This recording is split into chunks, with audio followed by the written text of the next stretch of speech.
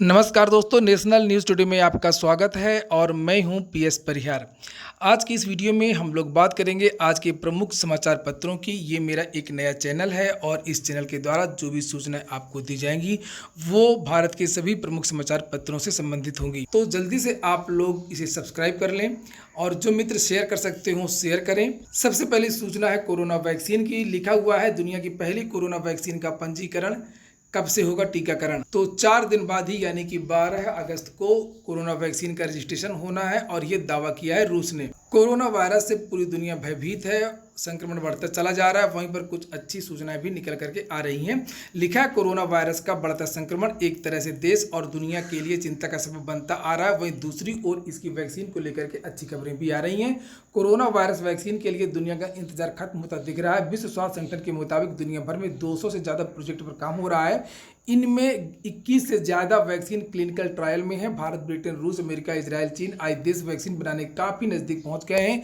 Corona virus vaccine के लिए दुनिया का इंतजार खत्म होता दिख रहा है। रूस से तो शुक्रवार की शाम सबसे बड़ी खबर निकल करके आई है। खबरों के मुताबिक रूसी स्वास्थ्य मंत्रालय से जुड़ी एक संस्था गमलेया रिसर्च इंस्टीट्यूट द्वारा निर्मित इस वैक्सीन का 4 दिन बाद रजिस्ट्रेशन होने जा रहा है, यानी यह दुनिया की पहली रजिस्टर्ड कोरोना वायरस की वैक्सीन होगी। आगे लिखा है कि रूस के स्वास्थ्य मंत्रालय मिखाइल मुराशको ने कहा है कि रूस की वैक्सीन ट्रायल में सफल रही है। अक्टूबर के महीने से ही देश में व्यापक पैमाने पर लोगों का टीकाकरण शुरू कर दिया जाएगा। स्वास्थ्य मंत्री ने कहा कि इस टीकाकरण अभियान में आने वाला पूरा खर्च सरकार ही उठाएगी। वहीं उप स्वास्थ्य मंत्री ओलेग ग्रिदनेव ने कहा है कि 12 अगस्त को दुनिया की इस पहली कोरोना वायरस वैक्सीन का रजिस्ट्रेशन कराया जाएगा। आगे लिखा है कि उनका दावा है कि क्लिनिकल ट्रायल में 100% ये दवा सफल रही है। उनका कहना है कि क्लिनिकल ट्रायल के दौरान जिन लोगों को यह वैक्सीन लगाई गई उन सभी में कोरोना वायरस के प्रति प्रतिरोधक क्षमता पाई गई है और इसी तरीके का दावा बहुत सारे देशों ने भी किया है। खासतौर से जो भारत का सीरम इंस्टीट्यूट है उसने भी दवा को बनाना शुरू कर दिया है। ये देखिए लिखा है भारत का सीरम इंस्टीट्यूट मुहैया करवाएगा कोरोना वैक्सीन। एक खुराक की कीमत 225 रुपये। सीरम इंस्टीट्यूट ऑफ इंडिया ने शुक्रवार को कहा कि उसने भारत तथा अन्य कम व मध्यम आय वाले देशों के लिए कोविड-19 टीके की 10 करोड़ खुराक का उत्पादन करने को लेकर के गावी और bill and Melinda Gates foundation के साथ में गठजोड़ किया है। इसके बाद में दैनिक जागरण समाचार पत्र की कुछ खबरें हैं। लिखा है केरल में रनवे से फिसलकर खाई में गिरा विमान। मामला केरल का है और कोझिकोड एयरपोर्ट का है। यहाँ पर नीचे लिखा है कि दुबई से कालीकट की उड़ान पर था एयर इंडिया एक्सप्रेस का विमान। वंदे भारत अभियान के तहत खाड़ी देशों में फंसे भारतीय को वापस ला रहा एयर इंडिया एक्सप्रेस का विमान केरल के कोझिकोड एयरपोर्ट पर हादसे का शिकार हो गया। दोस्तों आगे बढ़ने से पहले एक बात और बता दूं कि ये मेरा नया चैनल है और जिस तरीके से आप लोगों ने target with PS Parihar channel को आगे बढ़ाया है, प्यार दिया है, उसी तरीके से इस चैनल को भी सब्सक्राइब करें। इस चैनल के माध्यम से जो सूचनाएं दी जाएंगी वो विभिन्न समाचार पत्रों से संबंधित होंगी तथा सभी क्षेत्रों से संबंधित होंगी, चाहे खेल जगत की सूचनाएं हो, चाहे वो आर्थिक जगत की सूचनाएं हो, चाहे वो राजनीतिक जगत की सूचनाएं हों। नीचे लिखा है कि भारी बारिश के चलते रनवे पर पानी भरा था और लैंडिंग के समय विमान फिसल करके 50 फीट की खाई में गिर गया। हादसे में 17 लोगों की मौत हो गई, जिसमें एक पायलट भी शामिल है। 174 लोगों को बचा लिया गया है। घायलों को कोझिकोड और मल्लपुरम के अस्पतालों में भर्ती कराया गया है। विमान में कुल 191 लोग सवार थे। हादसे की सूचना मिलते ही मुंबई और दिल्ली से राहत और बचाव दल को तुरंत मौके पर बुला लिया गया और राष्ट्रीय आपदा प्रतिक्रिया बल एनडीआरएफ की एक टीम को भी तत्काल वहां पर राहत कार्यों के लिए भेज दिया गया। लिखा है कैसे हुआ हादसा, ये विभिन्न परीक्षाओं में भी पूछा जा सकता है कि हादसा कब हुआ था, कहां पर हुआ था, फ्लाइट कहां से आ रही थी, फ्लाइट का नंबर क्या था। और यहाँ पर लिखा हुआ है कि लैंडिंग के दौरान बारिश हो रही थी इसलिए यह हादसा हुआ और रनवे पर पानी भरा था। बारिश के चलते रोशनी भी बहुत कम थी जो हादसे की वजह बनी।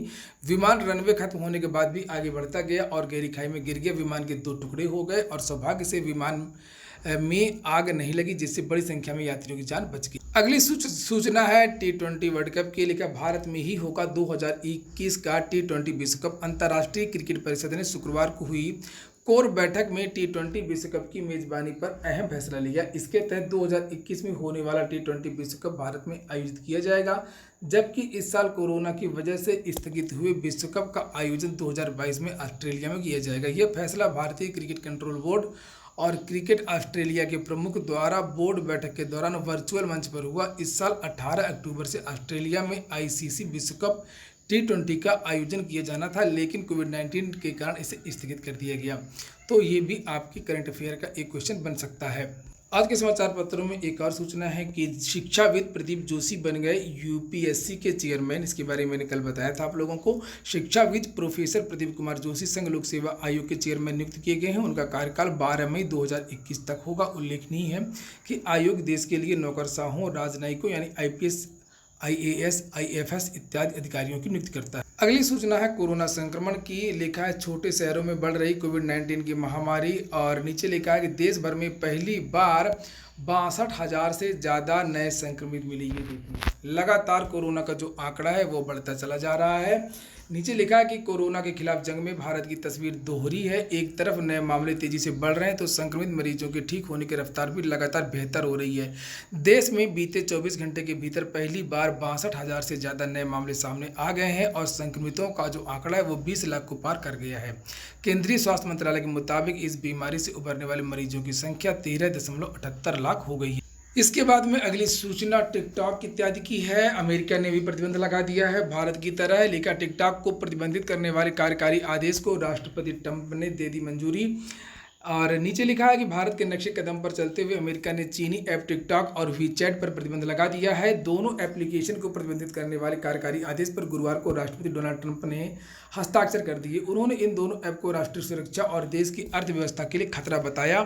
ट्रंप ने गुरुवार को 2 अलग अलग कार्यकारी आदेशों पर हस्ताक्षर करते हुए प्रतिबंध आने वाले 45 दिनों यानी 15 सितंबर में प्रभावी होगा।